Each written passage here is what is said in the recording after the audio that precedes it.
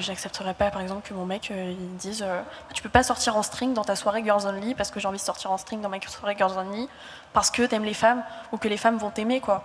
Je veux dire, aimez-moi, regardez-moi de loin, il n'y a pas de souci, ou de près aussi. Voilà, enfin, c'est le message que je voulais passer par rapport à la jalousie, la possession. Mais qui a dit ça? Mais c'est quoi ça? C'est la chose étrange, chose étrange. Mais qui a dit ça? Mais c'est quoi ça? C'est la chose étrange, chose étrange.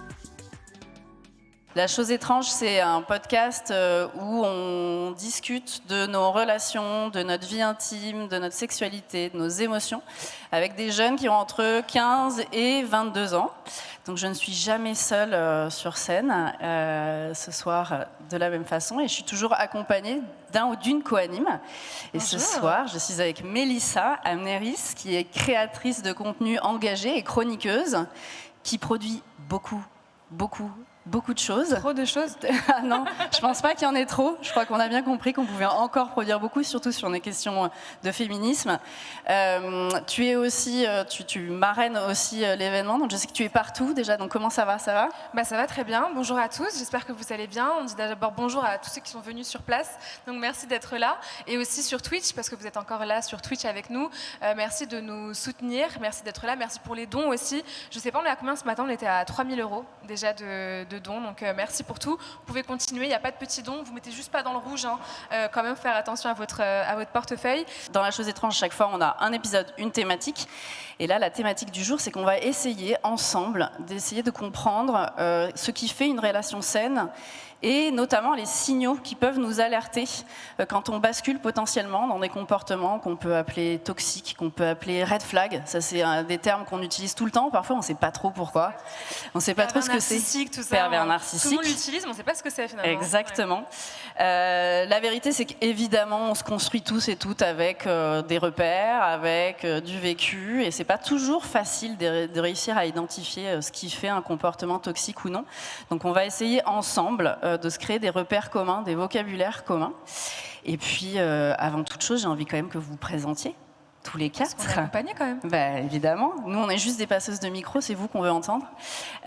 Donc, je vous propose peut-être de vous armer de vos micros, et puis de vous présenter votre prénom, votre âge, votre pronom, si vous avez envie de le préciser, et puis peut-être dire ce qui vous a motivé à participer ce soir à cet enregistrement.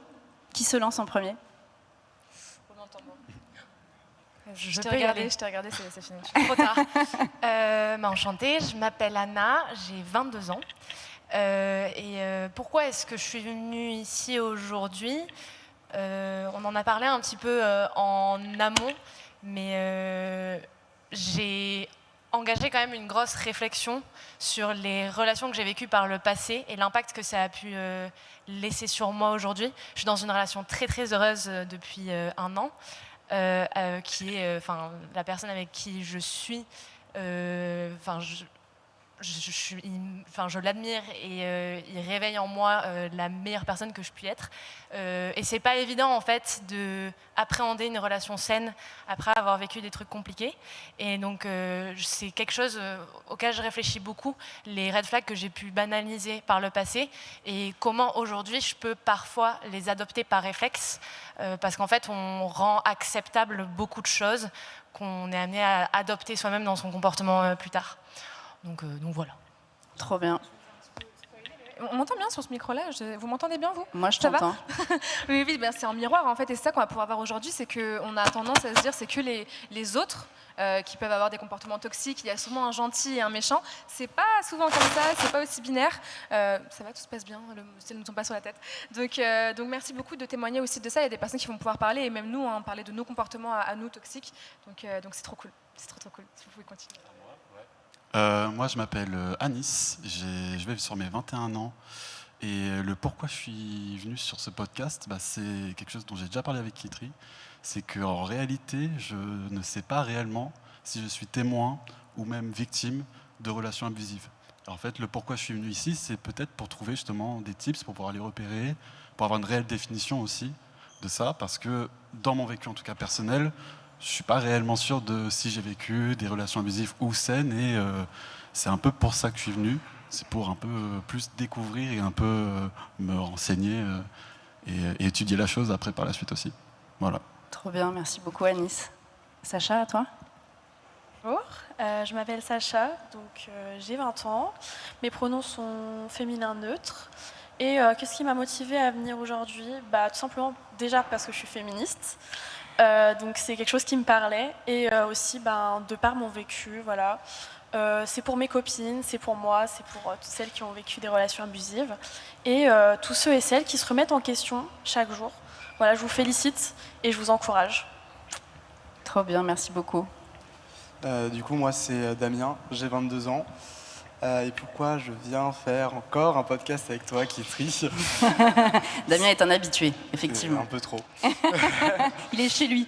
Pourquoi je suis venu faire ce podcast? Alors, déjà parce qu'on m'a invité. Et deuxièmement, parce que j'ai été victime et j'ai eu des comportements plutôt toxiques par le passé dans mes relations. Et du coup, j'essaye de vraiment faire un travail dessus pour voir lesquels ça peut être, voir si je fais pas une sorte de mécanisme où je copie ce que j'ai vécu pour faire du mal aux autres et essayer de me soigner par ça et essayer d'apprendre au final à être meilleur. Trop bien, merci beaucoup. Vous avez évidemment donné le menu de ce qui va se passer là pendant cette petite heure et demie ensemble. C'est qu'il y a, comme tu disais, il n'y a pas de binarité, il y a des gentils, des méchants. En réalité, on a tous et toutes vécu des moments où on s'est potentiellement mis dans des comportements qui sont peut-être pas OK, qu'on n'avait pas forcément conscientisés. Et dans la préparation, vous m'avez tous et toutes dit... moi, j'avoue que quand j'avais 15 ans, j'aurais aimé avoir un grand frère, une grande sœur qui m'explique ces trucs-là pour peut-être gagner un peu de temps et pouvoir me sortir de soit ces relations, soit ces comportements plutôt plus vite. Donc c'est vraiment tout l'objectif là de nos conversations, c'est de se donner des repères tous ensemble. Et j'en profite aussi pour dire, là j'ai le chat sous les yeux, donc si jamais sur Twitch vous avez des questions, vous pouvez aussi les... Je sais même pas où est la caméra, où est cette caméra, je ne sais pas, vous me voyez quelque part en tout cas. Si vous avez des questions, vous pouvez du coup les poser et on les transmettra aussi pour essayer d'y répondre ensemble. Et vous avez aussi le chat du coup de l'association En Avant Toutes qui s'appelle commeonsaime.fr et qui vous aide, donc il y a des bénévoles qui sont là tout le temps pour répondre à toutes les questions. On va essayer d'y répondre nous ici, mais si jamais vous avez vraiment besoin d'aide, l'association est là pour ça. Effectivement, et on le répétera, c'est commentonsaime.fr et je le mets toujours en avant dans les podcasts parce que c'est des professionnels qui sont en ligne pour vous répondre. Donc si vous avez des doutes, des questionnements, vous n'êtes même pas trop sûr, quand il y a un doute, c'est déjà une indication. Donc allez sur le chat, posez vos questions et vous serez aiguillés sur ces questions-là. Voilà. Alors pour lancer la conversation, justement, je disais, on grandit tous, soit avec des vécus, soit avec des repères, et notamment dans la culture populaire. Dans nos séries, dans nos films, on apprend aussi ce que c'est que l'amour. On en parle de plus en plus ces derniers temps, de comment on est imprégné comme ça de repères. Et je voulais revenir sur 2 succès plus ou moins récents, en tout cas dans l'année passée, dans les séries et dans les films. Et j'ai choisi The Summer I Turned Pretty et L'amour ouf. Donc déjà, est-ce que vous avez déjà vu l'un des deux, soit la série, soit le film? L'amour ouf. Pas The Summer I Turned Pretty. Dis-le en français parce que je crois que sur Netflix, il est en français. Tout à fait, Ouais. L'été où je suis devenue jolie. Ouais. Tout à fait. Ouais. Non, même chose. Moi, pour le coup, j'ai juste vu L'amour ouf. L'amour ouf, ok. Ouais, gros succès quand même. Pareil.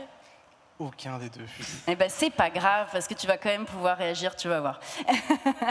Alors déjà, comme ça, à chaud, L'amour ouf, qu'est-ce que vous en avez pensé de cette représentation de ce couple? Est-ce que ça vous a fait un peu kiffer? Ça vous a donné envie? Vous avez eu envie d'être Clotaire ou d'être Vicky, elle s'appelle? Jacqueline? Jackie et non Vicky. Je pense que c'est un film que j'aurais vraiment kiffé à 14 ans. Parce qu'il y a cette représentation-là du premier amour qui te paraît être évident et qui va durer toute la vie et qui est immortel. En fait, j'aurais rêvé de vivre cette histoire-là à 14 ans. Et aujourd'hui, bon, j'ai pas aimé, j'ai un peu Gilles Lelouch en PLS. Ouais, non, mais pardon. Non, mais j'ai un peu ce sentiment que y avait... le message était trop facile. L'amour entre... elle tombe love d'un voyou et en fait, elle finit par mettre fin à toutes ses ambitions et à tout ce qu'elle aurait pu faire de beau et construire pour elle-même, pour ce vieux mec. François Civil en PLS. Non, Tout mais le ouais. cinéma français, un PLS. Ah ouais, j'étais pas convaincue. Ok. Et tu penses que c'est ton regard, on va dire, de femme de 22 ans qui a aussi vécu des histoires et qui du coup arrive à décrypter, qui t'a un peu C'est quoi la affiné l'œil? différence entre toi et tes 14 ans, du coup? C'est intéressant. Ouais. Bah, je sais pas trop, je pense que c'est parce que j'ai déconstruit ce truc-là du premier amour qui nous semble être l'amour le plus fort et le plus vivant, alors qu'en fait 90% du temps ce que tu vis c'est un peu nul et tu t'es avec quelqu'un qui te correspond pas trop parce que tu sais même pas qui t'es. Et donc la représentation de ce premier amour comme le plus gros amour que tu vivras dans ta vie et qui te suivra tout le temps, je trouve que c'est aussi quelque chose qui pèse en fait sur les jeunes parce que t'as plein de filles qui disent « Ah mais je serai jamais son premier amour, donc je serai jamais vraiment importante pour lui » et plein d'autres personnes qui s'attachent à ce premier couple en espérant que quelque chose va naître de ça alors que en fait t'as 14 piges, tu n'as aucune idée de ce que tu fais. Donc finalement, c'est pire de le regarder à 14 ans, parce que c'est un peu Ouais. ça, l'idée de parler de ça, c'est que la pop culture influence comment on va aimer, comment on accepte tout ce qui se passe dans les relations. Et je pense que c'est d'autant plus grave, entre guillemets, moi c'est pas le pire film, hein, on n'est pas en train de dire que c'est horrible non plus, mais ça met quand même une petite graine dans la tête de se dire, mais en fait en tant que femme, il faut que je puisse abandonner un jour tout ce que je vais faire. On croit encore un peu au grand amour et au conte de fées quand on a 14 ans, donc je pense que c'est encore plus insidieux quand on le regarde aussi jeune, quoi. Et moi, je l'ai pas vu d'ailleurs. Je l'ai pas vu parce que Chloé Thibault avait fait une critique dessus, qui a écrit le livre Désirer la violence. Je sais, je la cite tout le temps, je sens que je la cite trop, mais parce qu'elle a vraiment Qui a fait un très épisode bon avec livre. nous en co-anime. Voilà, et en fait, son livre parle de ça, en fait, de comment la pop culture influence tout. Moi, je suis plus de la génération N'oublie jamais, etc. Et c'est vrai qu'en fait, le film commence, je ne sais pas si vous l'avez vu, mais ça commence par Ryan Gosling qui juste lui court après et veut absolument qu'ils se parlent. Et en fait, c'est juste du harcèlement de rue et c'est juste pas très fou, quoi, de commencer comme ça. Et en fait, dans chacun de nos films, il y a plein de petites références où on se dit, mais enfin, c'était pas dingue. Et on a juste normalisé en se disant, mais en fait, c'est ultra romantique, le mec veut trop forcer, le mec est trop vénère parce que je veux pas lui dire oui. Ouais, c'est pas si ouf en vrai. Anis, comment tu l'as décrypté, toi, l'amour? Je Quand tu rejoins l'as un vu. peu ce que tu as dit, c'est-à-dire que si plus jeune, je le voyais au cinéma, je serais sorti de la salle en rêvant. Là, à 20 ans, non, je rêve pas du tout. Je suis sorti de la salle, j'étais très sceptique et je me suis même mis au bout de quelques jours à regarder certains extraits, certaines scènes pour bien faire le travail de décrypter un petit peu. Et non, en fait, il y a beaucoup de Sociologue, choses. en fait. Ouah, sociologue, je sais pas. Mais il y a beaucoup de choses qui vont pas. Le schéma du couple, ce truc de le mec veut absolument rejoindre sa première copine, mais en réalité, la première copine, elle est sous une emprise totale, puisqu'elle va tout arrêter pour ce mec. Moi, ça m'a un peu dégoûté. On pourra décrypter un peu les comportements, mais je trouve ça intéressant. Moi, je vais être honnête, j'ai passé un bon moment au cinéma. J'ai kiffé. Je pense que Tu la vois, moi majorité aussi. des gens ont J'ai passé un kiffé, bon moment, mais ouais. c'est comme tu dis, c'est intéressant que tu dises. Et après, je me suis refait 2-3 petits Ouais, c'est extraits ça. parce que je sentais qu'il y avait des que, trucs. Et en en fait, soi, quand tu prends les ingrédients, les uns mis à part effectivement le trope qui est donc ce scénario du bad boy et de la meuf au contraire plutôt scolaire, etc., qui au final finit par basculer parce qu'elle est embarquée par le bad boy et qui le sauve à la fin, évidemment. Mais ça fait encore rêver. Mais évidemment que ça vient chercher ton petit romantisme de petite fille avec lequel t'as grandi. Et puis c'est cinématographique, c'est bien fait, il y a la bonne musique, c'est extrêmement bien. Mais ce qui est justement dangereux, entre guillemets, tu dis c'est pas grave, c'est pas non plus En fait, c'est dangereux. insidieux. C'est ça. En fait, c'est petit bout par petit bout, on finit par normaliser, quoi. Ouais, exactement. Sacha, toi qui l'as vu, je vais pas demander à... Et t'as le droit de dire que t'as kiffé si t'as kiffé. Ah ouais, t'inquiète, j'ai pas mâché mes mots. Mais du coup, je te rejoins, Kitri. J'ai aimé. En fait, j'ai passé un bon moment au cinéma. Du coup, je suis allée avec mon copain. C'était génial. Le fait qu'on se fasse une petite sortie, que ça nous replonge dans notre nostalgie bien sûr, c'est le schéma avec lequel on a été éduqués. Nous, on est là, on est les femmes, on doit soutenir les hommes, on doit être là pour eux. Tu tombes love d'un voyou, voilà quoi. Après, c'était vraiment l'émotion en fait qu'on a ressentie qui était vraiment cool. Enfin, je vais plutôt parler pour moi du coup. C'est l'émotion que j'ai ressentie, c'est la façon dont c'était filmé, c'est aussi les musiques, c'est le tout. Mais bien sûr, c'est pas du tout quelque chose qui me donne envie à l'heure actuelle.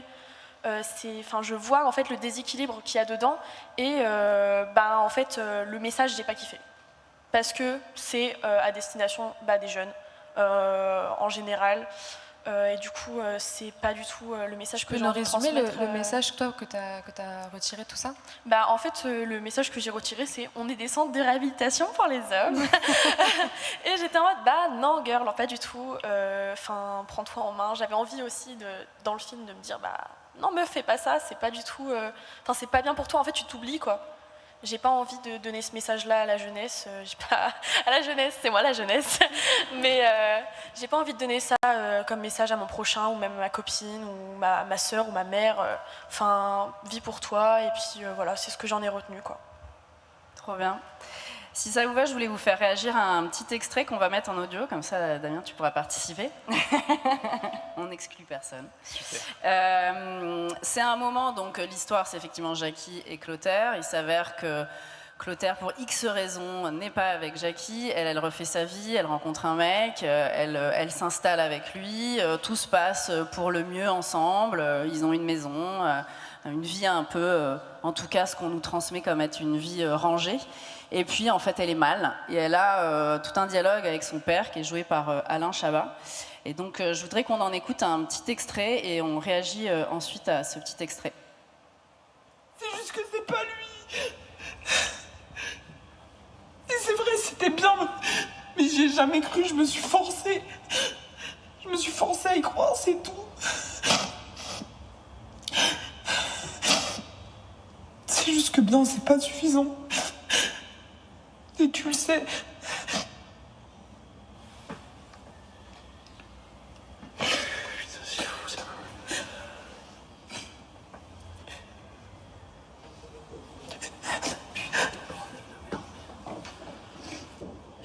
C'est pas vrai que t'auras toujours raison comme ça toute ta vie.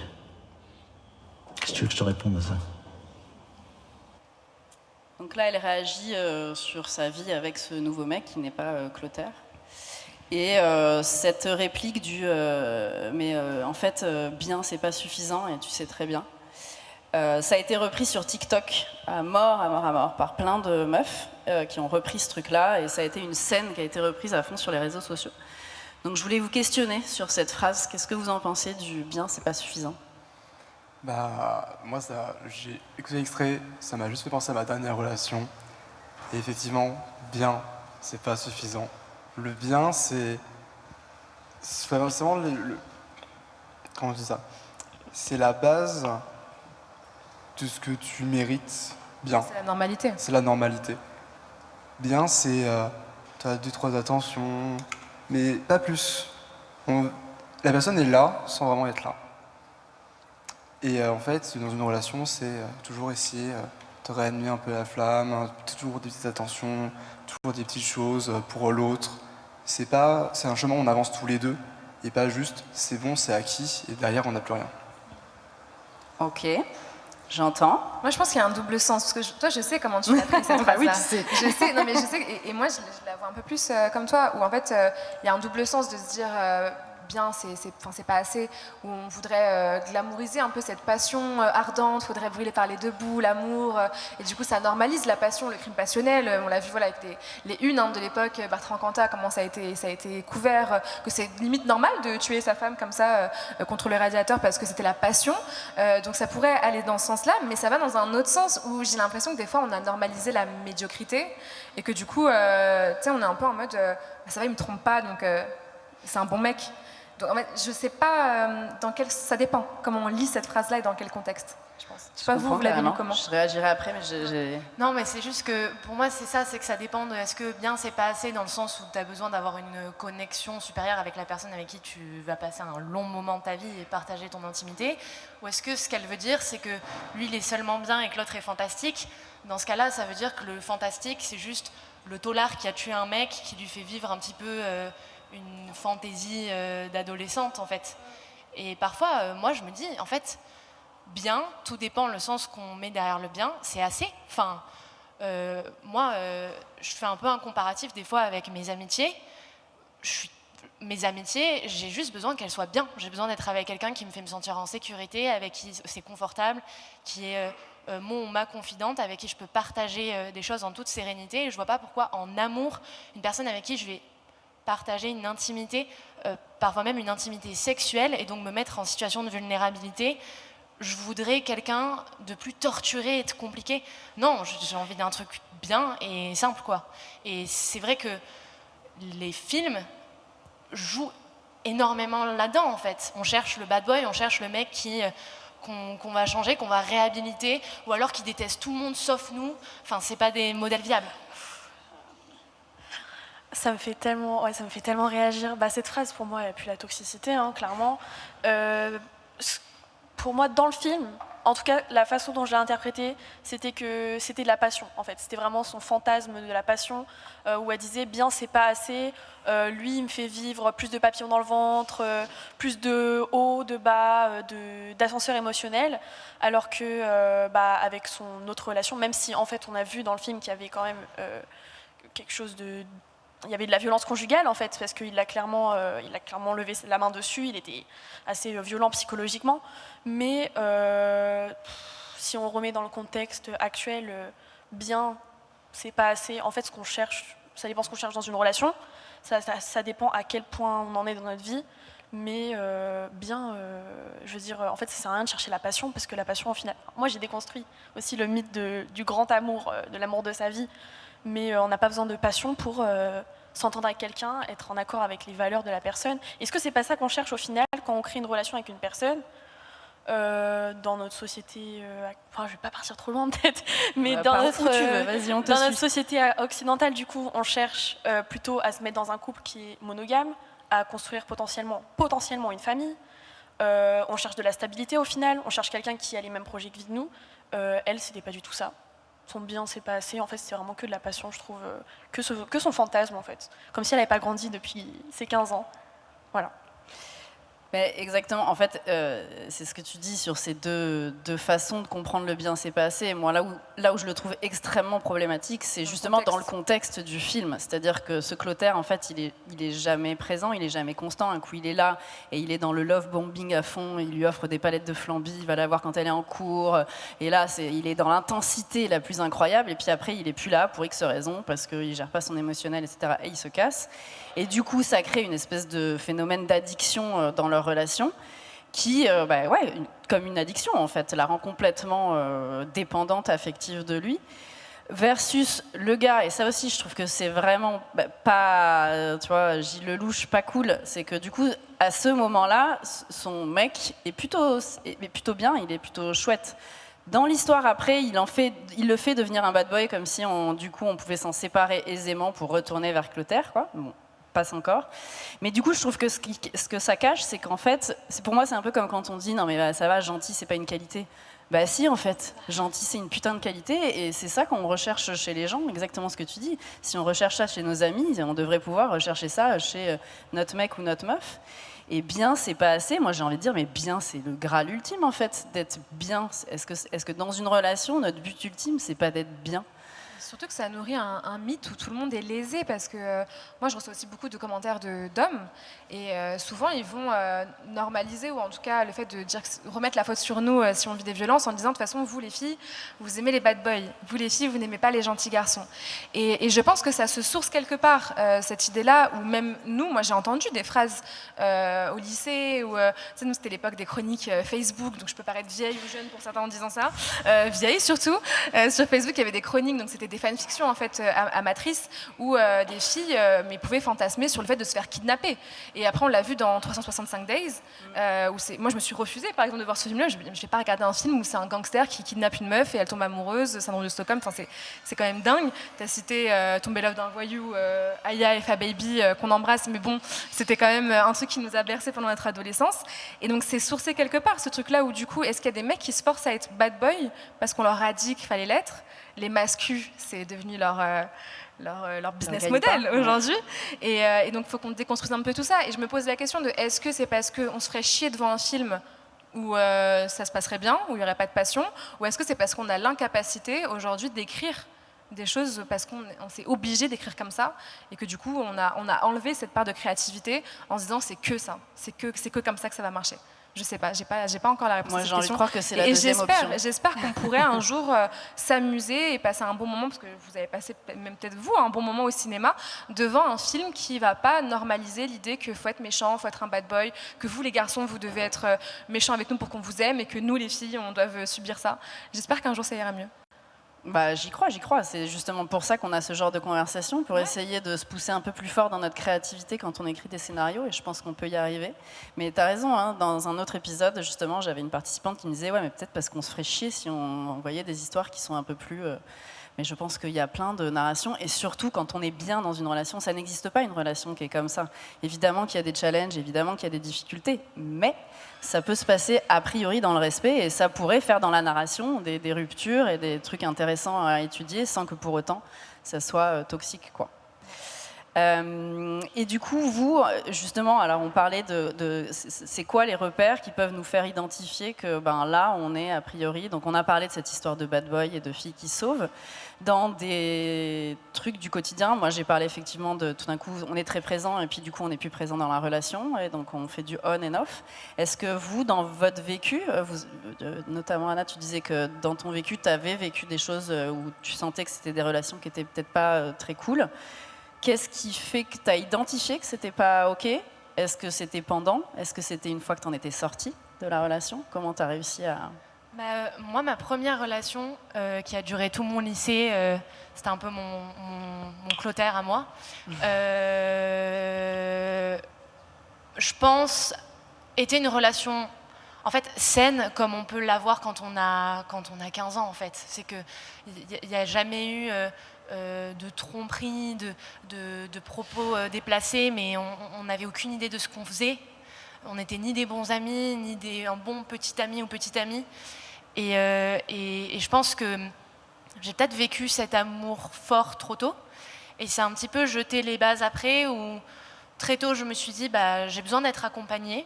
La vie, c'est ça, c'est être avec quelqu'un. Et j'ai un petit peu... j'ai rencontré plein de gens et je suis très heureuse d'avoir vécu ces expériences-là. J'ai partagé une très grande partie de la fin de mon adolescence en couple avec des garçons. Et en fait, au fur et à mesure, je me suis rendu compte que je prenais un petit peu la pente descendante, parce qu'il y avait plein de trucs que j'avais jugés acceptables et que j'avais un petit peu banalisé, que j'ai intériorisé, des phrases un peu déplacées, du love bombing, des moments de ghosting, et tout ça je l'ai toujours intériorisé en me disant que c'était pas très grave. Et puis sont arrivés des moments où j'avais un peu plus grandi, où je me suis mis dans des situations avec des hommes qui me respectaient pas du tout, et en fait je suis rentrée un peu dans un mécanisme où je me disais, c'est un peu paradoxal, hein, mais à partir du moment où j'ai conscience des red flags de la personne, c'est OK. Alors qu'en fait, il n'y a pas que se rendre compte qu'on se fait love bomber, se rendre compte que la personne est émotionnellement indisponible, se rendre compte que la personne a des propos déplacés, et se dire, tant que je suis au courant, je peux m'en protéger, et ça ne va pas m'empêcher de continuer à avoir une situationship de 10 mois avec cette personne qui me fait un bisou sur le front avant de partir, parce que je sais qu'au fond, c'est lui le problème, et que moi je suis la victime dans cette situation, ou alors je suis le meilleur des deux.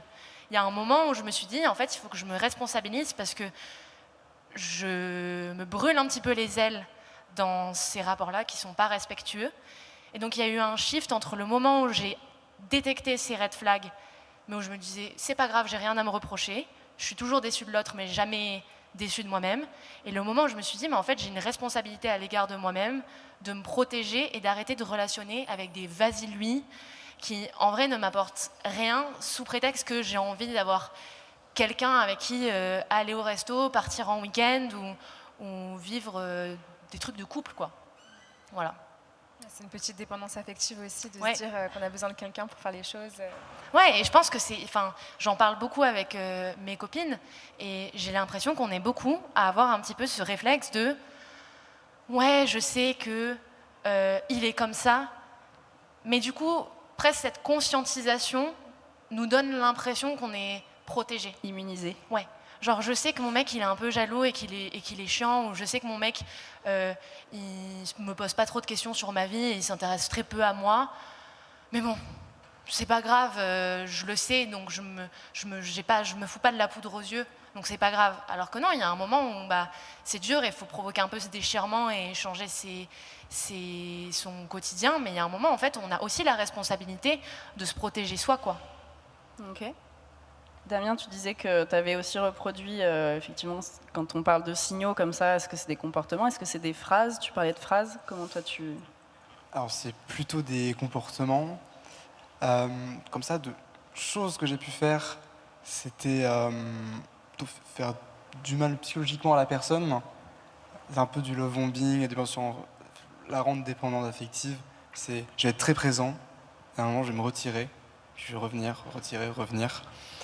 Et autre chose que je trouve très toxique dans les relations, c'est quand on a une discussion avec la personne sur des problèmes, qu'elle va se braquer tout de suite, parce que c'est un problème, c'est négatif, elle se braque, elle veut pas écouter, et quand on arrive enfin à la faire écouter, elle me dit qu'elle va faire des efforts, et au final, elle fait les efforts 1 jour, 2 jours, 3e jour, plus rien, on reprend la discussion, ça recommence, le même cycle, plusieurs fois, et à un moment on se dit, en fait c'est pas possible, c'est la personne, elle fait mine d'eux pour que ça s'arrange, pour que ça revienne dans la norme de la relation, et ensuite elle reprend ses petites habitudes, et ça c'est très toxique. Parce que du coup, ça met dans nos têtes que ça fait un repart à zéro, jusqu'à ce qu'on atteigne la limite, qu'on n'en peut plus, qu'on doive régler le problème, et on repart à zéro encore. Et ça à l'infini. Et en fait, dès qu'on conscience ça, à ce moment-là, c'est là qu'on peut vraiment quitter la toxicité de la relation et la personne, même si ça prend souvent beaucoup de temps. Ok. Donc, love bombing, on n'a pas explicité ce terme. Est-ce que l'un ou l'une d'entre vous veut expliquer ce que c'est que le love bombing pour celles et ceux qui nous écoutent et qui peut-être ne connaîtraient pas? Trop d'anglicisme, on comprend plus rien. C'est pour ça. Mettons des termes qui se lancent. Mélissa, c'est pour toi, je crois. Le love bombing, ce serait du coup c'est vraiment larguer des bombes d'amour, si on peut traduire ça comme ça, sur la personne. Donc c'est faire d'un coup des gros actes d'amour, puis disparaître, redonner de l'amour. Et c'est de façon très intense aussi. Donc, beaucoup d'un coup, plus rien, beaucoup d'un coup, plus rien. Et donc ça crée une dépendance affective auprès des personnes. On se dit, mais en fait, il y a des moments où c'est trop génial et des moments où ça se passe trop bien. Et c'est vraiment au-dessus du lot, donc ça fait rêver. Et donc comme ça, on va pardonner les moments d'absence. Et au final, sur le long terme et la stabilité, ça fait beaucoup de mal. Ouais, c'est ce qui maintient dans la relation, parce que tu vas essayer de rechercher ces moments où c'était absolument formidable et que des moments absolument géniaux que tu ne vis peut-être qu'une fois, et donc tu vas sans cesse aller les rechercher. C'est un peu la passion qu'on décrivait tout à l'heure. C'est un peu ces montagnes russes. On se dit, mais en fait, c'est pas si grave d'avoir des bas si en fait les hauts sont aussi incroyables, aussi géniaux. Alors qu'au final, moi, je pense que je préfère avoir un petit train tranquille où ça se passe tout le temps bien que des trucs. Tu vois, t'as dit bien.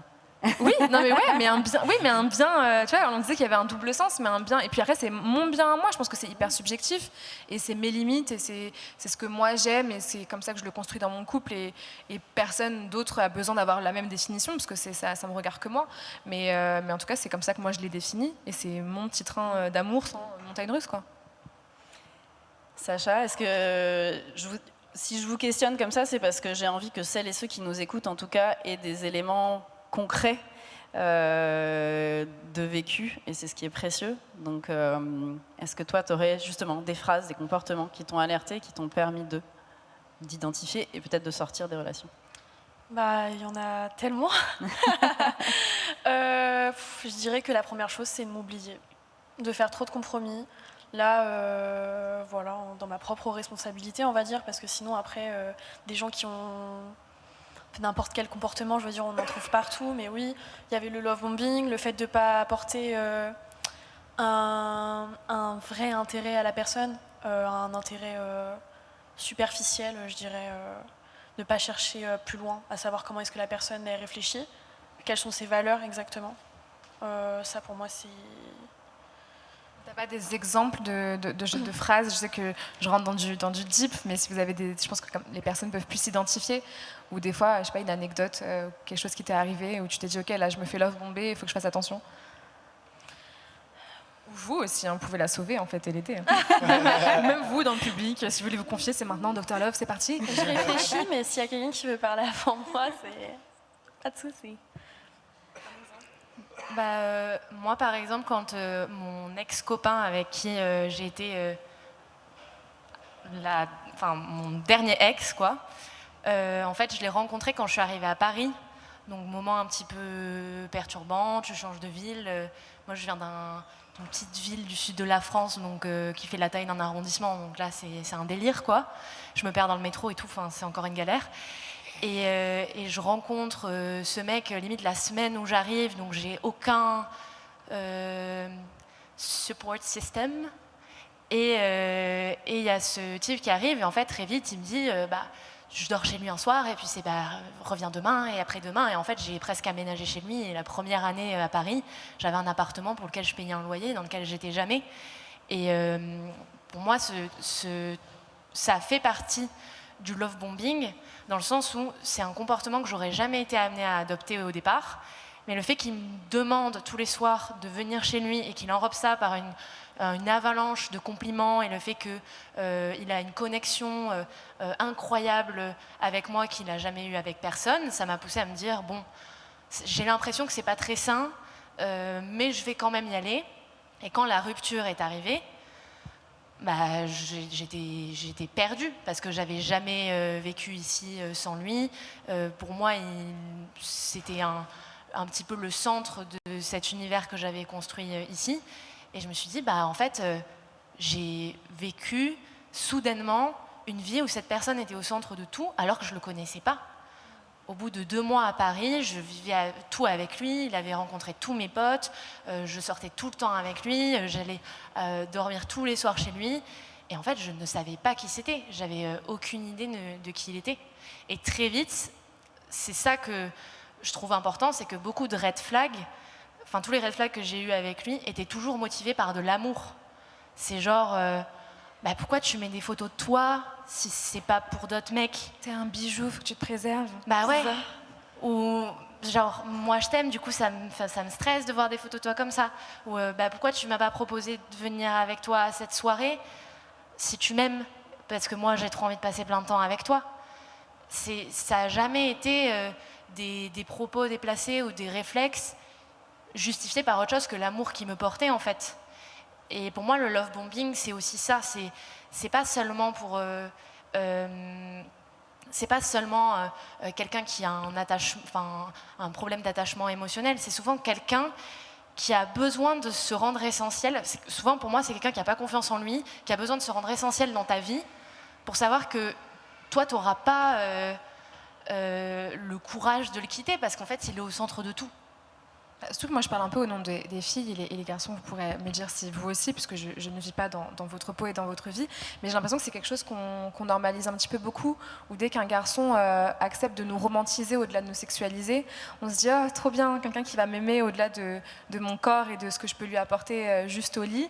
Et du coup quand un mec il nous dit reste dormir chez moi, reviens dormir chez moi, et c'est pas juste ok c'est bon on a baisé, tu peux partir, je pense que c'est aussi quelque chose qui fait du mal à beaucoup de jeunes filles aujourd'hui en fait, c'est pas juste l'amour, c'est pas juste parce qu'un homme nous aime au-delà du sexe que c'est quelqu'un de bien.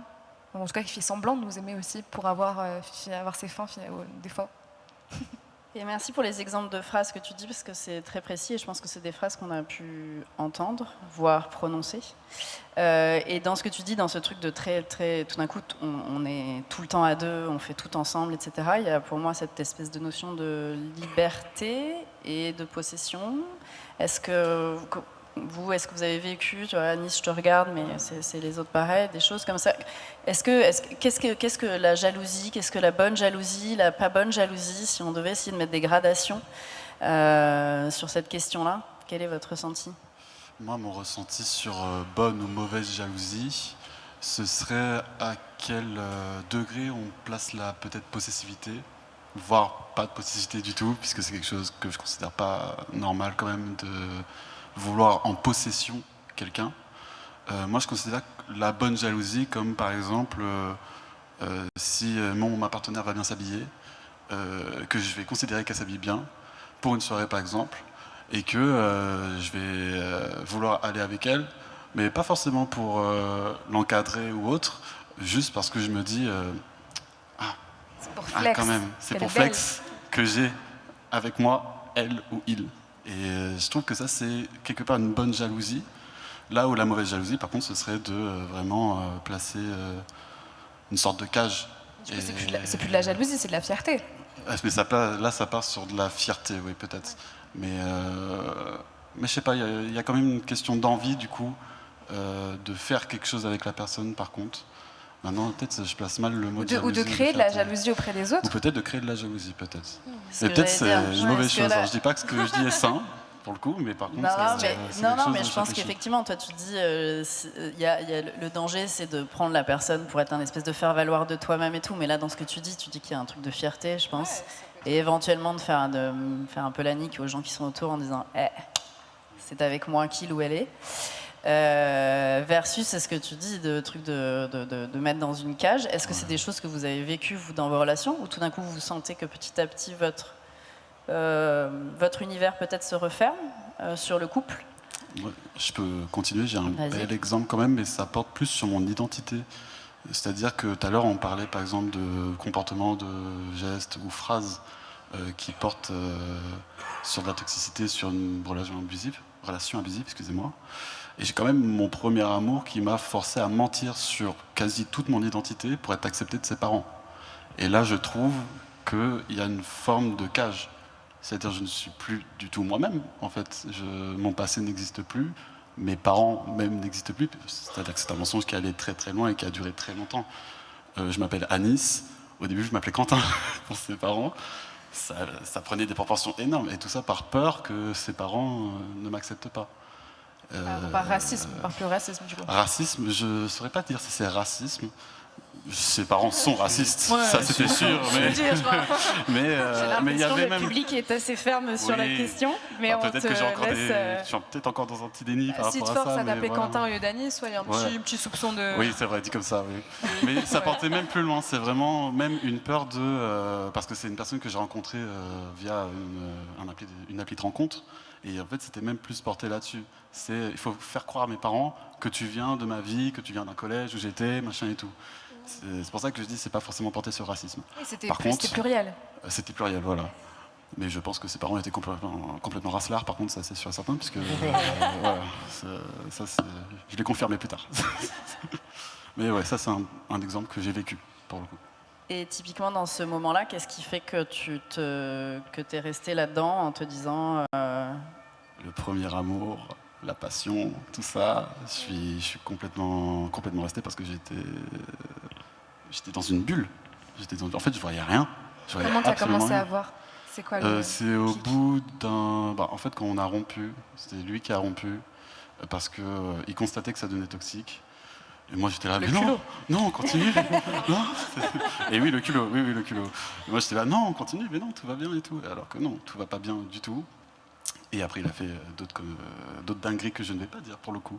Mais en fait, c'est à partir du moment où je me suis détaché, même physiquement, loin des yeux, loin du cœur, on a commencé à plus parler, et c'est là où j'ai vu un peu les mécanismes.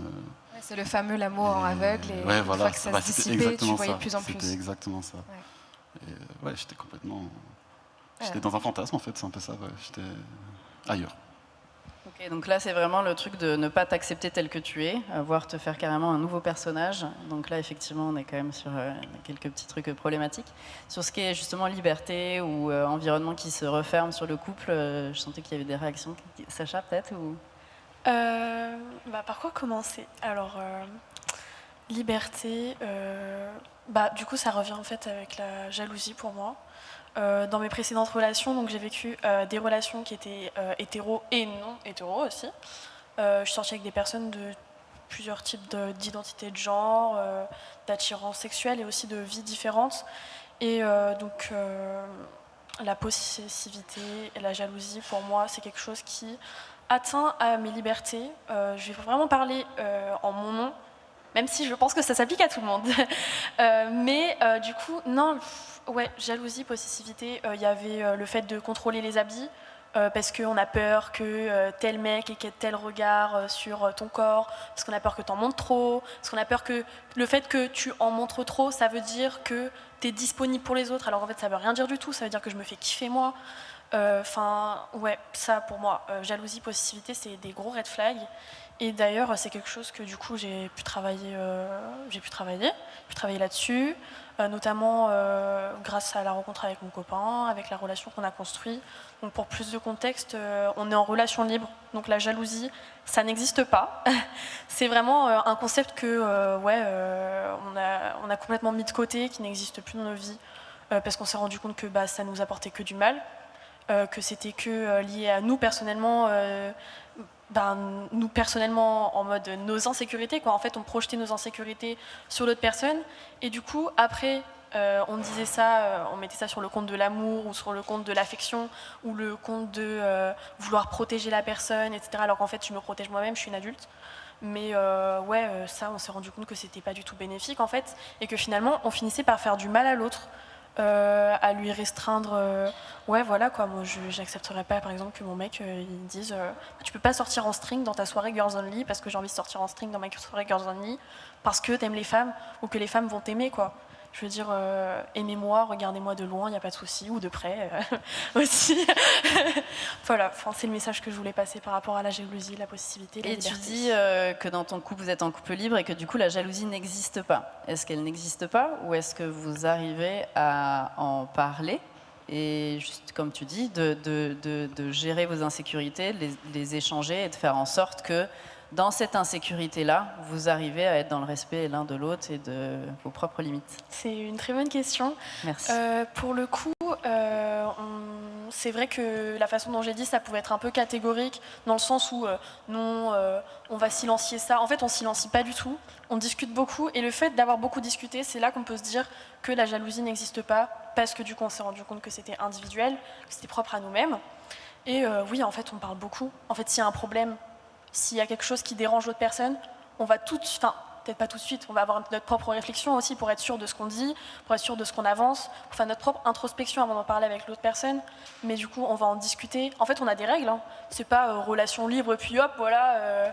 On sort dehors et puis on fait ce qu'on veut et puis voilà, c'est la fête, quoi. En fait, non, c'est pas ça. Bien sûr, il y a des règles en fait pour protéger la personne. Pour protéger la personne de nous-mêmes, dans le sens où pour éviter d'aller faire mal à l'autre personne, en ayant des comportements qui peuvent déranger, qui ne sont pas du tout dans les attentes de l'autre personne vis-à-vis de notre relation. Donc on a quelques exemples, mais il y a des règles, le fait de ne pas coucher avec les ex de son partenaire ou les potes proches. Je n'irais pas draguer sa meilleure amie, par exemple, ou il n'irait pas faire la même chose. On ne va pas aller non plus engager une relation avec une personne qui est dans son cercle du travail, par exemple. Ça peut créer des problèmes. En fait, c'est vraiment pas une question d'individualité, mais c'est vraiment une question de... On a des règles pour que notre relation elle reste stable, justement. Je ne sais pas si ça répondait bien à ta question. Si, ça répond à la question. C'est-à-dire qu'en gros, peu importe les règles que vous définissez, qui sont évidemment propres à chacun et chacune et à chaque couple, c'est en tout cas une façon de faire en sorte que vous vous sentiez à la fois en sécurité et que individuellement vous vous sentiez à la fois libre et en alignement avec vous-même, quoi. Voilà. Et que le respect et surtout qu'aucun n'est mal, en tout cas qu'on fasse en sorte que l'autre, on se check mutuellement sur le bien-être, quoi. Oui, notre relation, c'est du coup un espace, en fait. Un espace où on se sent en sécurité. En fait, c'est mon meilleur ami, puis c'est mon amoureux aussi. Voilà. C'est un espace où on se sent en sécurité, où on est en accord avec nos valeurs et où on sait que s'il y a une rétractation, on peut se rétracter en fait aussi. Voilà, c'est dans nos règles aussi, on peut se rétracter et dire oh là en ce moment je me sens pas très bien vis-à-vis de ça. Je sais que c'est pas toi, je sais que par exemple ça va être une certaine sensibilité que j'ai ou par rapport à mon passé. On peut mettre en pause certains modes de notre relation. Voilà. Damien, tu as des choses à dire sur la liberté et la jalousie?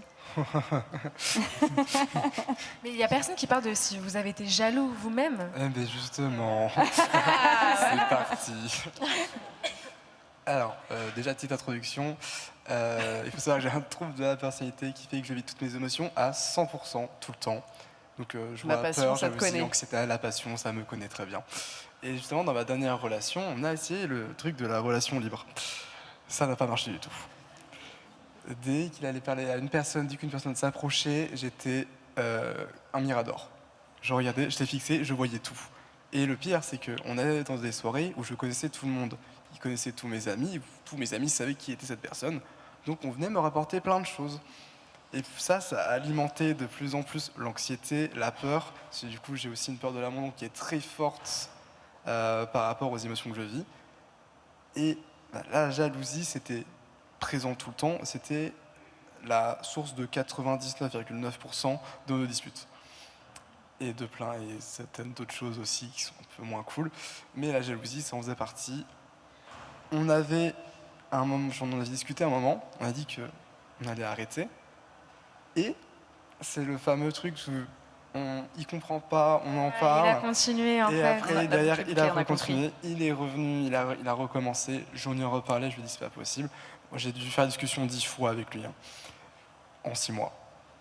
Et t'as fini par arrêter. Et je m'en suis rendu compte que c'était pas du tout possible quand mes amis m'ont dit mais Damien, on ne te voit plus, tu nous envoies plus de messages, t'es plus là en soirée, t'es plus là avec nous, alors qu'avant j'étais tout le temps avec eux. Ses potes sont devenus mes potes, mes soirées sont devenues ses soirées, et mon appartement est devenu son appartement. Donc à ce moment-là, quand mes potes m'ont dit ça, je me suis effondré, et ça je me suis dit c'est bon, c'est fini, j'arrête.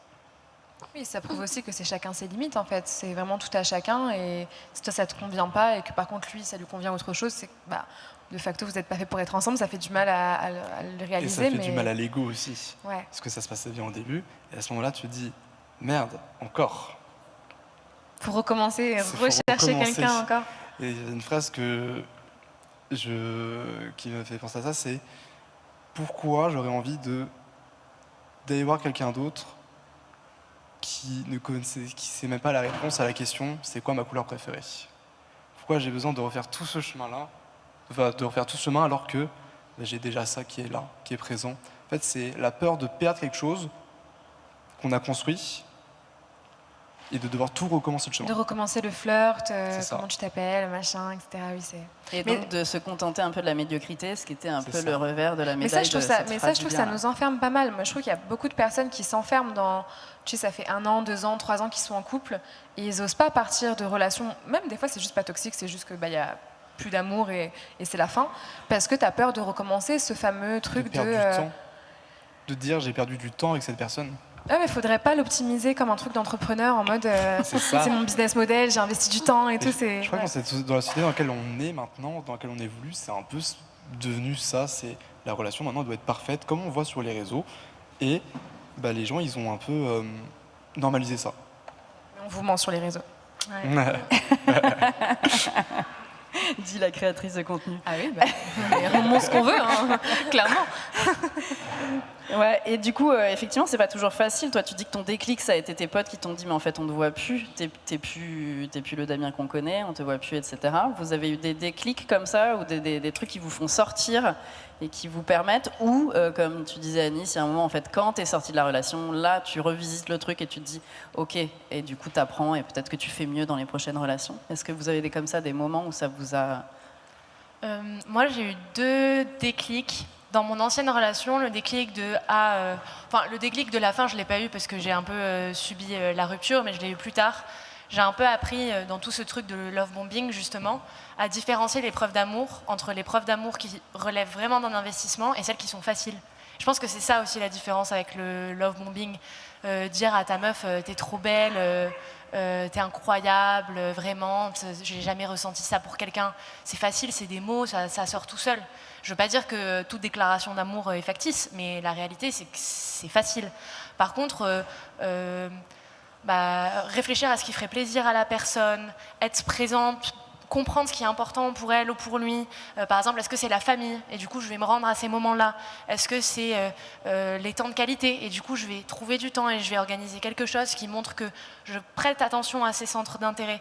Pour moi maintenant, une preuve d'amour, ça compte vraiment que quand ça prouve d'une forme d'investissement. Je dis pas que l'amour doit nous, je dis pas que l'amour doit nous coûter et doit être difficile, mais en fait, mon copain qui vient à un repas de famille avec plein de gens qu'il connaît pas et qui parlent une langue qu'il maîtrise pas beaucoup, ça me touche beaucoup plus même s'il a beaucoup plus de difficultés à me complimenter parce que c'est pas trop je sais pas, dans sa culture ou dans la façon dont il s'est construit, bah, ça me touche beaucoup plus qu'un autre mec qui va me complimenter mais qui va ou arriver hyper en retard à un truc qui me tenait à cœur, ou qui va pas me demander comment s'est passé mon podcast avant lequel j'étais super stressée, par exemple.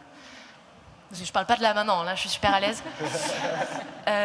Donc ça, et le deuxième déclic que j'ai eu, qui est plutôt un déclic vis-à-vis de comportements que j'ai pu adopter, là c'est dans ma relation actuelle, donc je me suis rendu compte récemment, pour revenir aussi à ce truc de jalousie, je me suis rendu compte à quel point ma jalousie, je la communique peu, mais elle existe. Et elle n'a aucun mérite d'exister en vrai. Enfin, j'ai jamais été dans une relation aussi heureuse, safe, tout ce qui existe au monde d'adjectifs amélioratifs. Mais elle est toujours présente parce que en fait, je projette toutes mes insécurités qui ont été alimentées par les mauvais traitements que j'ai subis jusqu'alors. Et en fait, c'est un peu comme si j'avais une petite voix méchante dans ma tête qui me dit des trucs pas cool, et une petite voix qui essaie de me raisonner et qui me dit quand même, il est vraiment très très mignon et très gentil. Donc t'as pas de raison de t'inquiéter. Et en fait, j'ai eu le déclic en me rendant compte que cette petite voix, elle me pourrit la vie, que cette petite voix, elle a pas le mérite d'exister. Genre, je me dis ah putain, il a une soirée demain et il m'a pas proposé de venir avec lui, ça craint, alors que je suis moi-même à une soirée où je lui ai pas proposé de venir. Je me dis ouais, ok, c'est juste dans ma tête. Et donc j'essaie un petit peu d'instaurer un peu plus de raison dans mes sentiments, dans mes émotions, et d'écouter beaucoup plus la petite voix qui est ancrée dans la réalité et qui me dit c'est pas parce que par le passé t'as dû te construire ces réflexes d'autodéfense que tu peux pas te permettre de les abandonner avec quelqu'un qui t'a donné toutes les raisons de les abandonner. Et donc j'ai commencé la thérapie. J'allais dire, est-ce que tu as fait ça toute seule? Alors, me lancer dans la thérapie, en fait, en plus, c'est cool parce que mon copain a fait une très longue thérapie avant d'être avec moi, famille de psy, tout ça. Et en fait, je pense qu'il y avait aussi un souci d'équilibre où je me suis dit, en fait, il ne me donne aucune raison de douter. Il me rassure constamment et moi je ne peux pas faire peser sur lui le poids d'insécurité qu'il n'a pas créé et sur lesquels il a lui-même travaillé. Quelle grande sagesse. Voilà, je paye 60 € par semaine. Macron. C'est le prix de la sagesse et dans la France de Macron, dans l'économie de Macron, c'est incroyable. Mais ouais, en vrai c'est hyper important dans le sens aussi de ces preuves d'amour là qui relèvent d'un vrai investissement. Dire à ton mec non, mais promis, je vais changer et l'inviter au resto le soir pour essayer de lui montrer que tu fais un pas vers lui, c'est facile. Par contre, je suis pas en train de dire que j'ai trouvé le cheat code du couple et que je suis la meilleure meuf au monde, mais par contre, en vrai, te réveiller tous les jeudis matins à 8h pour aller raconter ta relation avec ton père à ta psy, payer 60 € et payer 60 balles, en vrai, c'est un investissement. Voilà. Okay, donc, allons chez le psy. C'était le résumé. S'il vous plaît. Il faut être bien dans son couple. Merci beaucoup. Je propose qu'on fasse un petit jeu introspectif. Qu'est-ce que tu en penses, Mélissa? Est-ce que c'est le bon moment? Ouais, je pense qu'on peut faire ça. Ok. Et on va le faire avec le public et nous aussi, mais nous on n'a pas nos petites cartes, mais on va aller en piocher là. Oui, vous avez tous normalement sur votre siège des petites pancartes vertes, oranges et rouges. Alors vous les avez pas tous a priori, mais vous partagez avec votre voisin, voisine. C'est le moment de parler, de se rencontrer, tout ça. Ça fait aussi peut-être rencontre. Alors nous on n'en a pas, donc on va tricher ou je sais pas ce qu'on va faire. On va se débrouiller nous. Ah vous en avez? Ok, vous en avez pour 2. Regarde. L'objectif de ce petit jeu participatif, ça va être d'être un peu introspectif. On l'a vu depuis le début, on se dit en fait évidemment qu'il y a des moments où on a eu des comportements peut-être pas ok, on en a reçu, on a intériorisé, on fait bien ce qu'on peut, mais que peut-être la première étape quand même qui nous aide, c'est de conscientiser, même si ça nous immunise pas comme tu dis. La conscientisation aide à avancer et à essayer de se dire maintenant que j'ai débusqué ce genre de comportement, j'essaie de plus les refaire. Et donc, on voulait essayer avec Mélissa, on va vous donner des phrases. Et si jamais vous pensez que vous avez eu à un moment ce comportement, je vous invite à lever le carton rouge. Parce que vous avez été un red flag. Et si vous ne l'avez jamais fait, formidable, vous mettiez le drapeau vert. Et si vous avez un doute parce que la situation telle qu'on l'énonce, pas vraiment, mais en même temps ça vous évoque un truc un peu ambigu, vous pouvez mettre le carton orange. Et si vous avez envie de mitonner et de ne pas nous dire la vérité, c'est ok aussi. En vrai, le but, c'est de vous poser la question à vous-même. Voilà. Et nous, on va peut-être essayer de réagir un peu au fur et à mesure. Et dans le chat, vous pouvez aussi participer. Du coup, sur Twitch, vous pouvez mettre un petit emoji vert, orange ou rouge. On ne vous oublie pas. Donc, je lance la première phrase. Est-ce que tout le monde est prêt? Si vous n'avez pas de carton, c'est pas grave, vous le faites dans votre tête. Première phrase, j'ai déjà, après une dispute ou un désaccord, imposé un silent treatment pendant 2 jours sans aucune communication à mon ou ma partenaire. On s'embrouille et pendant 2 jours, je communique. Je disparais, ça m'a saoulée, j'explique pas, je m'en vais.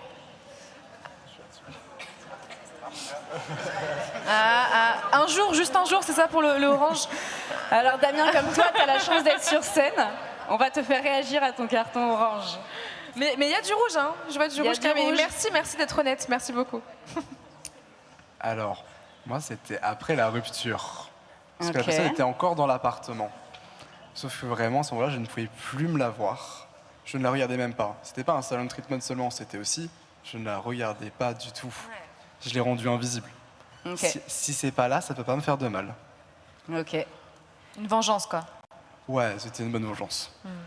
Évidemment que le souci là-dedans, c'est pas tant d'avoir besoin d'une pause après une dispute et de prendre du temps pour soi, c'est juste de ne pas le communiquer. C'est-à-dire qu'après une dispute, si on a besoin de prendre 24 heures ou un temps déterminé, tout l'enjeu, c'est de communiquer et de dire là, j'ai besoin de ce temps pour moi, pour faire le point, pour faire être au clair dans mes idées, pour pouvoir revenir sans gueuler ou voilà.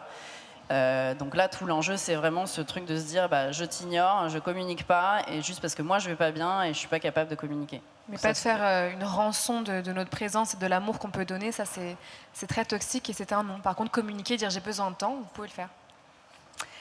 Deuxième petite phrase. Alors, vous êtes prêts, vous avez vos petits cartons. J'ai déjà dit, si tu m'aimais vraiment, tu ferais ça pour moi, après que mon ou ma partenaire ait refusé de faire quelque chose avec ou pour moi. Chantage affectif sur nous, qui l'a déjà fait? Si tu m'aimais vraiment, tu ferais ça pour moi. On a des rouges, on a des verts, on a des oranges. Évidemment, on aura toujours du rouge, du vert et du orange. Merci aux rouges hein, quand même de lever le bras. C'est pas le moment le plus facile. Ouais, moi je trouve qu'il y a beaucoup de verts. Hein.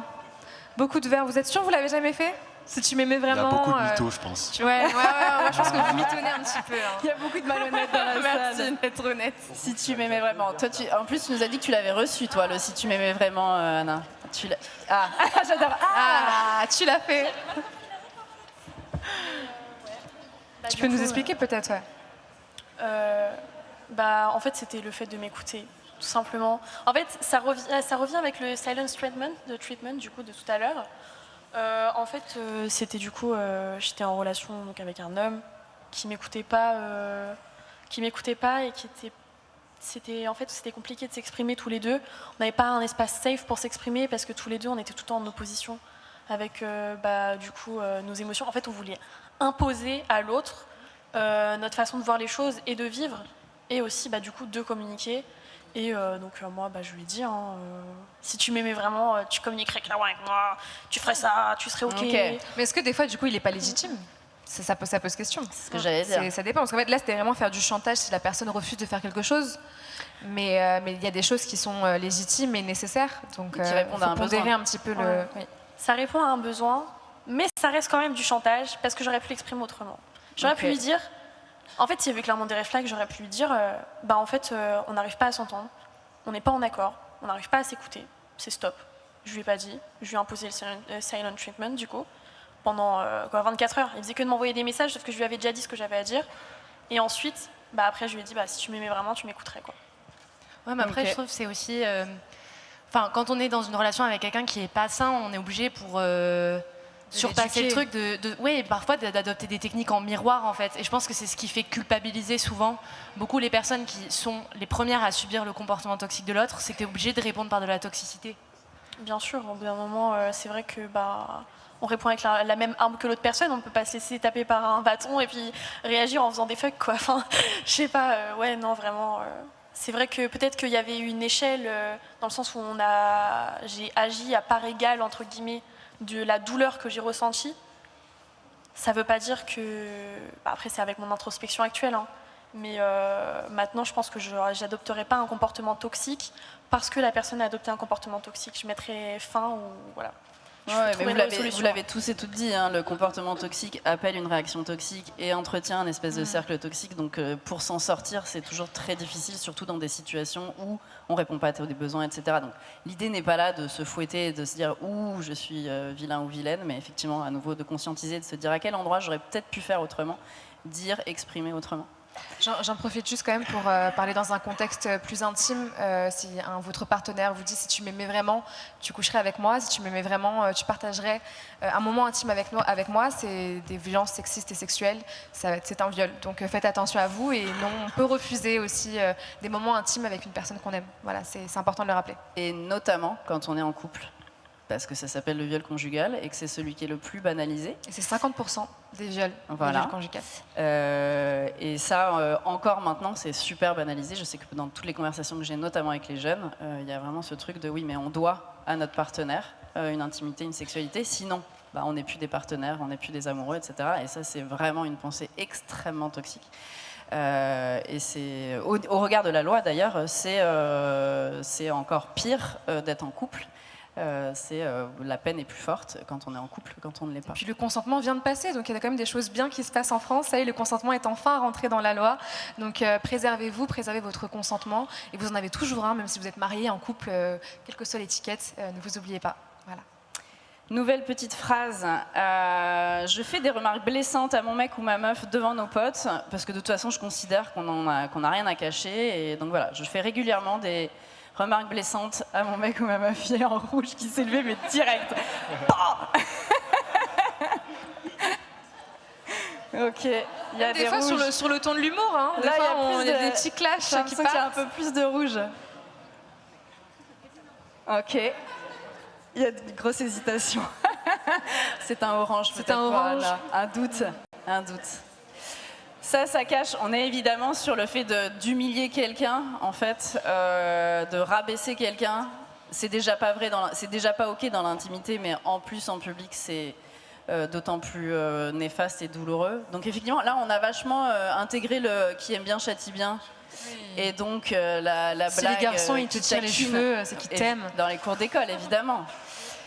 Donc ça, c'est ce truc-là qu'il faut essayer de déconstruire. Je pense que tous les griefs peuvent être dits, mais peut-être pas en public et peut-être pas de façon répétée, et voilà. Ne pas laver son linge sale en public. Raison du mieux. Je regarde l'heure pour qu'on respecte nos timings quand même. Peut-être encore une petite. Alors, vous êtes prêts? J'ai déjà insisté jusqu'à ce que mon ou ma partenaire dise oui, même si elle m'avait clairement dit non. On a spoilé avec notre viol conjugal. On fait un peu des reveals un peu violents avec notre jeu, notre petit jeu introspectif très rigolo. Bon là, on est sur du vert. Eh ben, tant mieux pour tout le monde. En fait, ce petit jeu-là qui est pas si drôle que ça, mais c'est pour nous permettre d'identifier quand même tout ce qui fait, en tout cas, ça fait réagir le public. Non, mais c'est bien, c'est que ça pose question, et je pense que tout le monde se pose question de est-ce qu'on l'a déjà fait ou pas. Mais tu vois, si je peux parler un petit peu chiffres, moi j'aime bien les chiffres. Il y a Corvée de sexe qui est sorti il y a pas longtemps, le livre, et j'ai d'ailleurs oublié le nom de l'autrice, je sais tu l'as, ça m'aiderait beaucoup. Mais c'est le chiffre. Maëlys Casté? Non, pas. Je sais plus. Quelque chose comme ça. On le donnera si le modérateur là sur le live pourrait le mettre en tout cas sur Twitch. Et du coup, c'est quasi 80% des femmes qui ont déjà fait l'amour avec leur partenaire alors qu'elles n'en avaient pas envie. Donc des fois, le non, on a du mal à le prononcer. Des fois, mais le corps peut parler pour nous. Donc faites attention aussi au non-verbal. Des fois, on n'ose pas dire non. Mais tant qu'il n'y a pas de oui, c'est non. Et je pense, en plus, là tu parles des femmes, mais je pense que les hommes ont tellement intégré qu'ils étaient censés être des machines à baiser.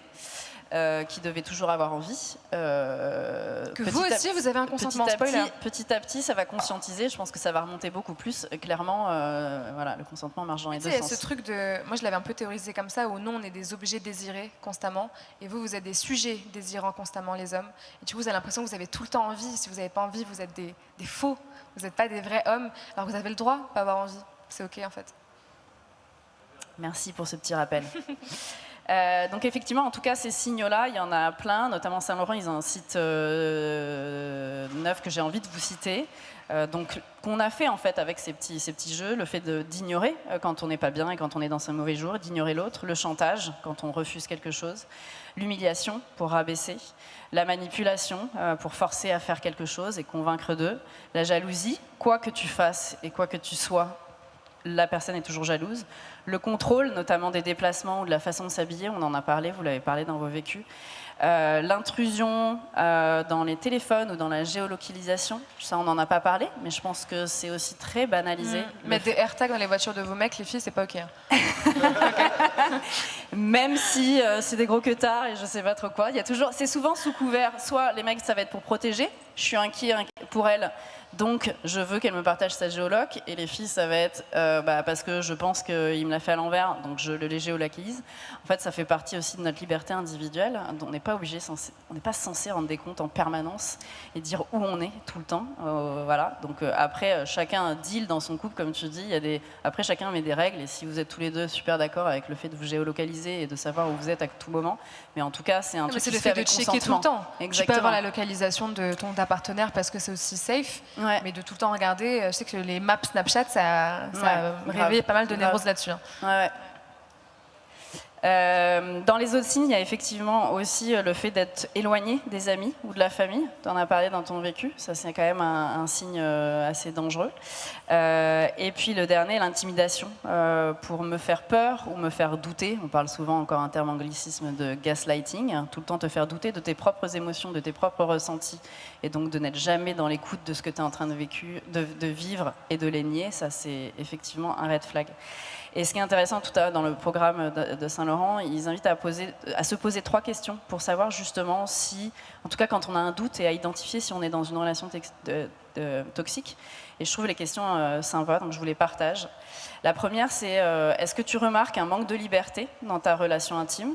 Donc on en a parlé. Hein.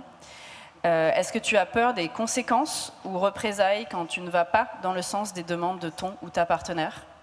Donc c'est vraiment ce truc de se sentir en sécurité ou non pour verbaliser des choses et pour s'autoriser un non, quel que soit le sujet.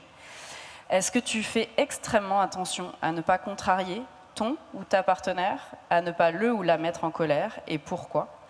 Ça, en tout cas, c'est 3 bonnes questions, je trouve, à se poser. Et si vous avez un doute, à nouveau, on vous invite à aller sur le chat d'En Avant Toutes, qui s'appelle commentons'aime.fr, où des gens pourront vous aider peut-être à démêler le vrai du faux, ce qu'il y a à votre insécurité, ce qu'il y a à la réalité, etc. En tout cas, n'hésitez pas, ils sont là pour ça.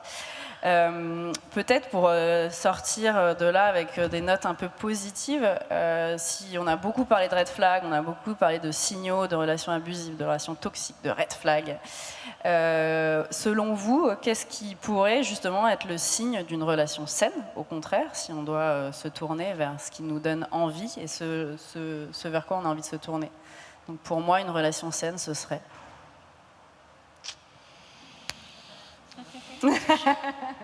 Vaste sujet.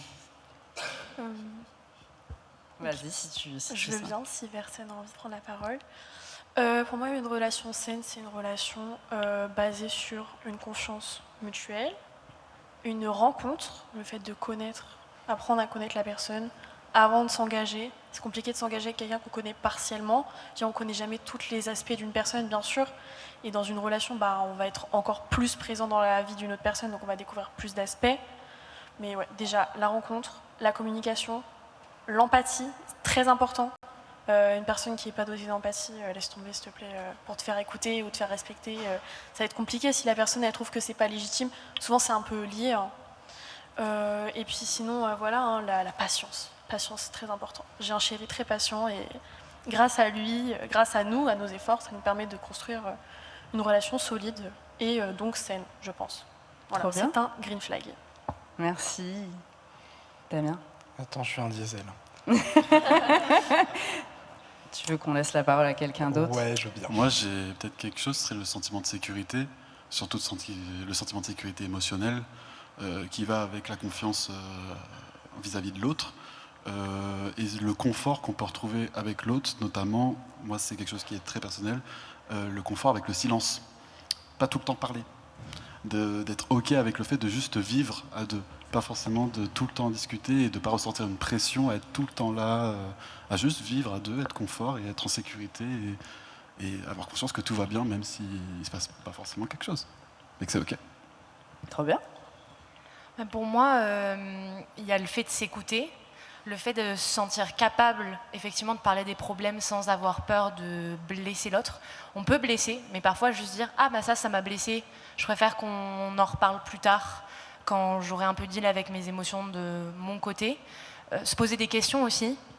Souvent ce qu'on se fait avec mon copain, c'est on se dit « Est-ce qu'il y a quelque chose que je pourrais faire pour que toi tu te sentes mieux ou quelque chose que tu aimerais que je change ?» Pas toujours attendre qu'il y ait des problèmes en fait, pour essayer de se poser ces questions-là. Et aussi essayer de comprendre que la façon dont l'autre exprime son amour, enfin, se mettre à la place de l'autre sans s'oublier. Peut-être que moi j'ai besoin de plein de compliments et d'une grosse verbalisation de l'amour, et peut-être que c'est pas comme ça que l'autre l'exprime. Et donc lui, c'est aussi son job, s'il veut que ça marche, de le comprendre et peut-être faire plus attention. Et moi, de comprendre aussi qu'il exprime peut-être pas son amour de la même façon que j'aime le recevoir, et me poser la question comment l'autre veut recevoir cet amour-là. Est-ce que pour lui, c'est peut-être plus important qu'on passe beaucoup de temps de qualité ensemble? Et c'est aussi mon job à moi d'essayer de trouver ce temps-là, même si c'est peut-être moins important pour moi. Et en fait, c'est ça, c'est un peu une harmonie qu'on construit à deux, quoi. Trop bien, les fameux langages de l'amour. Voilà. C'est bon, j'ai chauffé. Ah, ça y est. Une relation saine, on est bien sur ça. On est bien sur ça. Ouais, c'est plus sûr. Ça existe déjà. Ah bon. Déjà quelqu'un de stable dans sa vie, que ce soit financièrement, socialement, pas une personne qui a pas de problème, ça n'existe pas ça. Okay. Mais une personne qui connaît ses problèmes, qui est prêt à les gérer et à... Qui les décharge pas sur toi en tout cas. C'est ça. Donc, du coup aussi de la sécurité, fait de quelqu'un qui sait s'excuser quand il a fait quelque chose de mauvais et qui est prêt à en discuter. Parce que si on s'excuse sans rien faire derrière et sans en parler, c'est juste une excuse. Il n'y a rien ça va pas avancer si on va pas avancer ensemble sur quelque chose de meilleur. Donc, tout ça réuni, pour moi, c'est une relation saine. Trop bien. Mélissa, tu vas ajouter des ingrédients? Moi, je pense que ça s'est résumé en une phrase que j'ai entendue dans ma relation actuelle, du coup. Première fois que j'ai entendu, je me suis mis à ta place. Et ça fait du bien de se mettre à la place de l'autre. Moi, je me mettais souvent à la place de la personne. Moi, j'ai quasi jamais été en couple parce que les hommes me faisaient clairement chier. Et aujourd'hui, franchement, ça se passe bien. Et c'est quelque chose que je cherchais pas, mais qui fait du bien, en fait. Et je pense que c'est ça, c'est qu'on a tendance à chercher tout le temps, on est dans la quête de l'amour. J'ai besoin d'être en couple, comme tu le disais, on a besoin d'être accompagné, on a besoin. Et en fait, il ne faut pas le chercher, je pense que ça nous tombe dessus. Et surtout, se mettre à la place de l'autre et avancer en duo, quoi. On est un vrai duo, c'est pas une compétitivité, c'est pas un concours de qui va être le meilleur, c'est s'aider, s'entraider. Trop bien. Trop bien, merci beaucoup. Et toi aussi. Moi, j'ai envie de mettre tout ce que vous avez dit. Hein. Non, mais enfin, moi, j'ai l'impression que c'est vraiment... alors après, j'ai pas tout à fait le même âge que vous, et donc je suis aussi dans une relation qui est très longue. Donc, je vois aussi le travail que ça demande, en fait, de s'aimer bien. Et donc, je pense que tous ces ingrédients-là, on les construit, en fait, petit à petit, et on les échange. Et tu l'as dit, se mettre à la place de l'autre, c'est loin d'être facile, c'est même très difficile. Ouais. Et c'est pourtant, je pense, la clé pour se comprendre, pour réussir à se dire, en fait, l'autre a besoin d'un truc, moi, qui me parle pas du tout. Mais ça veut dire qu'il y a un moment où il va falloir que j'arrive à lui donner. Donc c'est vraiment, pour moi, tout ce que vous avez dit fait partie de ce qui fait une relation bien. Et je réutilise le mot parce que je pense que c'est important. Moi-même, j'ai mis du temps à me dire que le bien était vraiment ce qu'il fallait.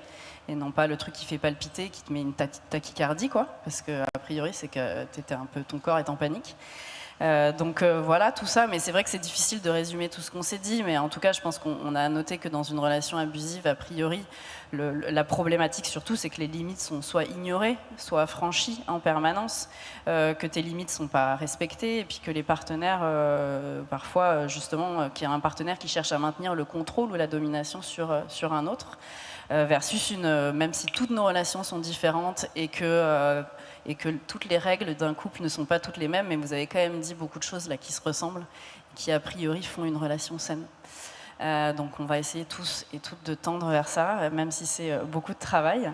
Merci en tout cas d'avoir été là. Vous avez été à la fois très sage et à la fois très participatif, le public. Donc merci à vous. J'ai envie qu'on applaudisse quand même très très fort les participants et participantes qui nous ont partagé beaucoup de choses.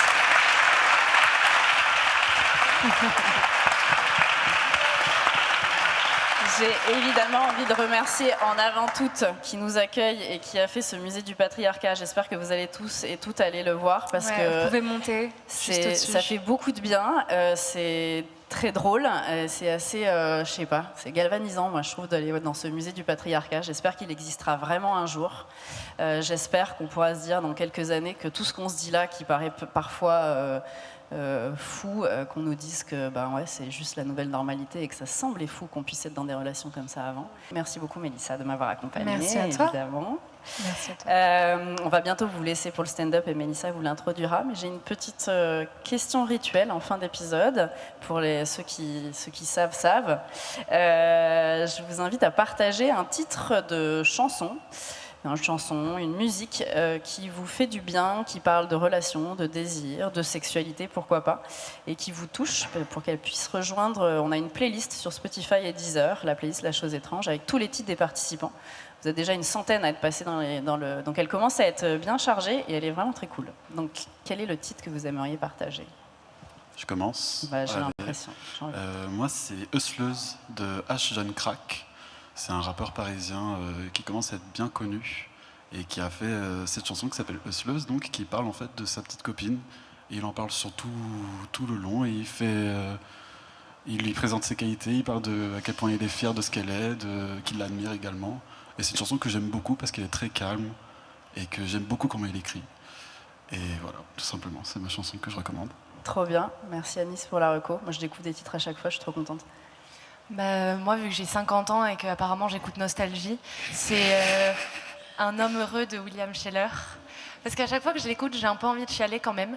Et je trouve le refrain est beau. On a parlé beaucoup du poids de l'amour et de comment ça peut être compliqué, mais genre l'idée de sa musique, c'est de dire que même si on sait que l'amour c'est difficile, on a toujours envie de le partager à un moment ou à un autre avec quelqu'un, et que c'est une belle aventure dans laquelle il faut se lancer, et qu'on découvre l'autre et on se découvre soi-même à travers ça. Donc aimez-vous les uns les autres. Très bien. T'es pas la seule à avoir 50 ans, il y a plein d'anciens titres qui sont dans cette playlist, sache-le. Damien. Moi, je vais partir dans un registre un poil différent. La musique, c'est Mourir demain de Elion. Plutôt Elion. C'est on peut pas appeler ça un rappeur. C'est pas vraiment du rap, c'est on va dire la musique urbaine dans le registre. C'est même un peu expé. C'est même un peu expérimental. Et en fait, dans cette musique, il parle de son ancienne relation qu'il a eue avec une personne et qui a été un peu toxique. Et une des phrases qui m'a vraiment fait, que j'ai gardé en mémoire, c'est ce qui m'a fait souffrir, c'est pas tes insultes, c'est tes sourires. Intéressant. Merci beaucoup, Damien. Sacha. J'ai choisi Amen de Doja Cat. La façon dont elle dénonce des comportements. En fait, j'avais pas capté que c'était un truc qui nous faisait du bien. Et du coup, non, j'ai mis la DA dans laquelle ça peut j'étais. être en lien avec le mood du moment, donc c'est ok. Ok, c'est en lien avec mon mood du moment, quoi. Avec, je dirais que ma prise de conscience sur les déséquilibres et la certaine domination et le fait que dans mes précédentes relations, les hommes foutaient rien. C'est ça qui m'a fait choisir cette chanson en fait, parce que elle en parle, elle dénonce et en gros elle dit qu'elle n'est pas leur maman, quoi. Okay. Voilà. Une chanson d'empouvoirment pour les femmes. Exactement. Trop bien. Parfaite transition vers le titre que tu as choisi et avec lequel on a décidé de finir. Carrément, merci beaucoup de finir sur ce titre-là qui a été un peu un phare pour moi quand j'étais adolescente et je l'écoutais beaucoup, je la chantais sous la douche, donc maman t'as dû l'entendre parfois et je l'adorais, donc c'est You Don't Own Me de Say Grace et G-Eazy qui est une reprise en fait d'un hymne des années 70, donc qui a été chanté à l'époque des années 70, donc chantez ça, tu ne me possèdes pas, je ne t'appartiens pas et elle répète sans cesse en fait j'aime être moi-même, j'aime être libre et je resterai libre, j'aime dire ce que je veux et je continuerai à dire ce que je veux. Et il ne faut pas l'oublier. Je pense que souvent, on se bride en pensant qu'on doit se brider pour être aimé, souvent de la part d'un homme. Donc voilà, c'est un petit phare pour ne pas s'oublier et ne vous oubliez jamais vous-même. Est-ce que c'est pas le meilleur message de la fin sur cette thématique? Et du coup, pour qu'on puisse découvrir le titre, on va vous le passer. J'ai l'impression qu'on... Ouais, c'est un peu la remise des prix de fin d'année. Bravo Nolwenn, tu as gagné du maquillage et du parfum. J'ai l'impression d'être le Père Noël qui distribue des bonbons à l'école. Estelle Samit. Estelle, es-tu avec nous? Oui, Estelle est là. Félicitations.